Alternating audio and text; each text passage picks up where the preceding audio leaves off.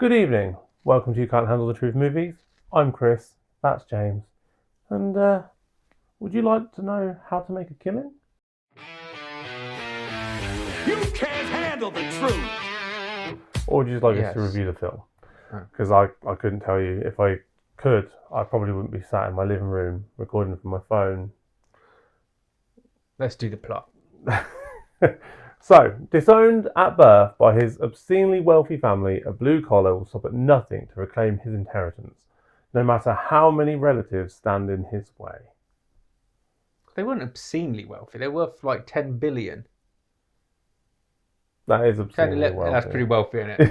actually, I take that back. They were pretty wealthy. Yeah, okay. So this is Glen Powell's new film, and this is Did he do the... Where he's Running Man?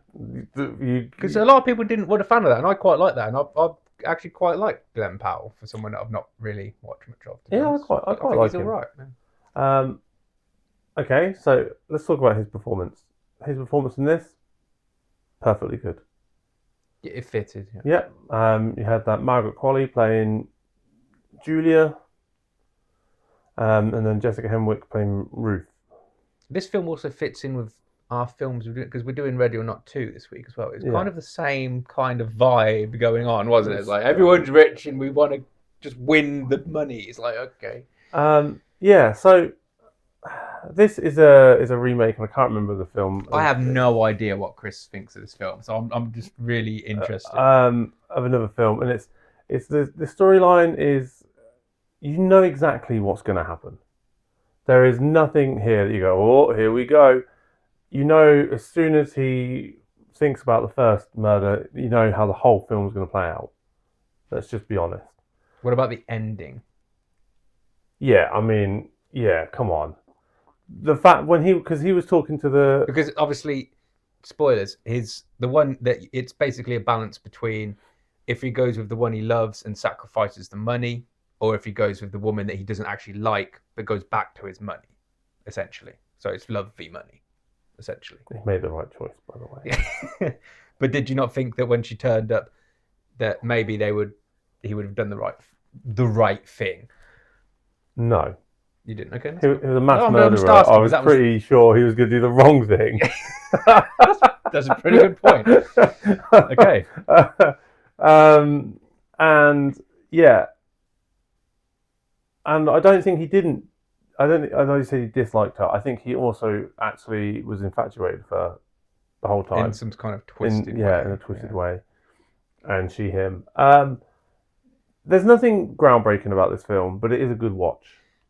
Yeah, can I jump in? Because I've got some stuff to say. Right? Yeah, so you go for it. I'd agree with the statements you've just made. So it's a good film. It's a good watch. It's very easy to watch, but there is nothing after it gets going. There's nothing that you don't expect happening, and that's the only downside of the film I have is that when he starts basically knocking off all the members of the family, the best thing he can do then is I thought that he was going to come up with some really creative ways of doing it. So the first person goes down with an anchor, and I thought, that's how it's all going to be. Like the point of the film is like, you know, you get Final Destinations and it's like, oh, how did they die kind of thing, or Saw, it's what's going to be next. I thought that was going to be the basis of the film of how is he going to do each one, but it was really just, that was very flat. He just kind of just did it in. That was where it was a downside, but where it was an upside to the film is that it was, despite how dark and the themes were, and he was going around murdering everyone, it was quite light and easy to watch and kind of enjoyable.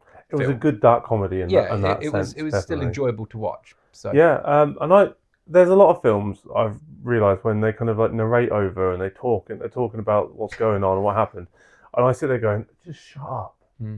This wasn't one of them. It blended in well, and actually it goes from the point where you think, oh, is he going to be narrating the whole thing, and then all of a sudden he's just, the film's going on, and unlike that film with that guy who was talking about his gun shooting at Michael J. White for some reason. Yeah. No, let's stay on track. Sorry.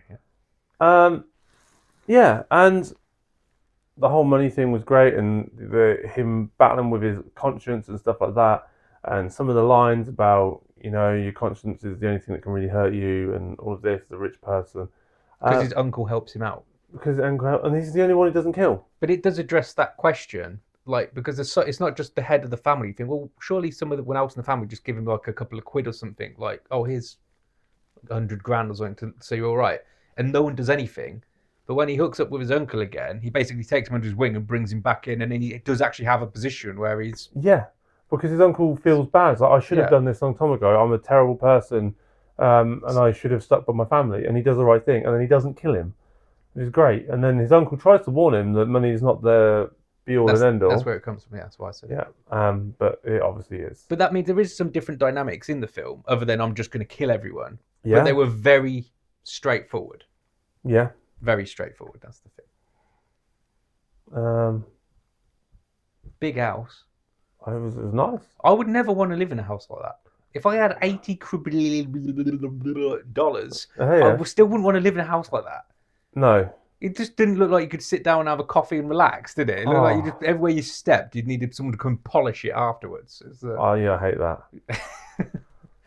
Yeah, no, I agree. Although I would like to have just something silly. You would like to have more than 50 quid, yeah. Really, yeah. I'd take the money and not the house.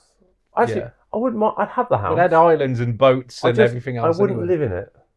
Yeah. I'd just go there every now and again when I wanted to feel rich. That's kind of walk why around it a bit. That's kind of why I found the ending was kind of sad, because with the amount of money he was earning from his firm, he had plenty of money compared to the average person anyway. And having all that extra money wasn't like, oh, now I've got this much money, I'm this much more happy. Like, so the film points out that, like, well, having money does give you happiness, when like they have the saying, it doesn't give you happiness.